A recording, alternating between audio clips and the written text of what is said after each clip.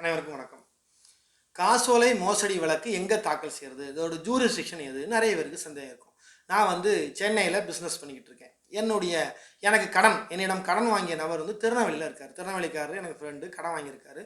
அந்த கடன் வாங்கினதுக்கு பதிலாக எனக்கு செக் கொடுத்துருக்காரு. செக்கை நான் கோயம்புத்தூரில் உள்ள எனது வங்கி கணக்கு உள்ள இடத்துல நான் கலெக்ஷன் போட்டிருக்கேன். கோயம்புத்தூரில் நான் கலெக்ஷன் போட்டிருக்கேன். இப்போ கலெக்ஷன் போட்டு பணம் வரலைங்கிறோட வக்கீலை வச்சு நான் நோட்டீஸ் அனுப்புகிறேன். வக்கீல் எங்கே உள்ள ஒரு கன்னியாகுமரியில் உள்ள ஒரு வக்கீல், எனக்கு தெரிஞ்ச நபர், என் உறவினர், சொந்தக்காரர் இருக்கார். அவர் மூலமாக தான் எனக்கு நான் வழக்கறிஞர் நோட்டீஸ் அனுப்பியிருக்கேன்.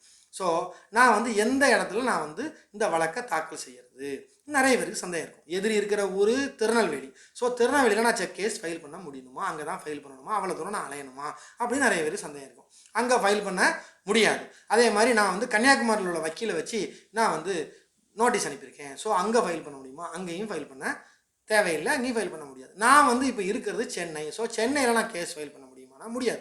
ஜூரிஸ்டிக்ஷன் வராது. ஜூரிஸ்டிக்ஷன் எங்கே வரும், என்னுடைய காசோலை எங்கு டிஸானர் ஆச்சு, எந்த வங்கியில் இது டிஸானர் செய்யப்பட்டதுங்கிறத பார்ப்பாங்க. இது ஒன்று.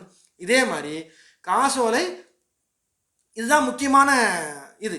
அந்த வங்கி எனக்கு எங்கே இருக்குது, கோயம்புத்தூரில் இருந்தால் நான் காசோலையை கலெக்ஷனுக்கு போட்டிருக்கேன். அங்கே தான் அது டிஸானர் ஆகிருக்கு, பணம் இல்லைன்னு வந்திருக்கு. ஸோ நான் கோயம்புத்தூரில் உள்ள என்னுடைய வங்கி கணக்கு எங்கே இருக்கோ அந்த பிரான்ச்சில், அந்த ஜூரிஸ்டிக்ஷனில் இருக்கிற கோர்ட்டில் மட்டும்தான் நான் காசோலை மோசடி வழக்கு தாக்கல் செய்ய முடியும். இது 138 நெகோஷியபிள் இன்ஸ்ட்ருமெண்ட் ஆக்டில் தாக்கல் செய்யக்கூடிய வழக்கு. கிரிமினல் வழக்குகள் தாக்கல் செய்யக்கூடிய ஜூரிஸ்டிக்ஷனை பொறுத்து நம்ம இப்போ பேசிக்கிட்டு இருக்கோம். நிறைய பேருக்கு இந்த மாதிரி சந்தேகங்கள் இருக்கும். இதில் இருக்கிற ஒரே முன்னாடி நிறைய நேரங்களில் சட்டங்களில் சில அமெண்ட்மெண்ட்ஸ் நிறைய வருது.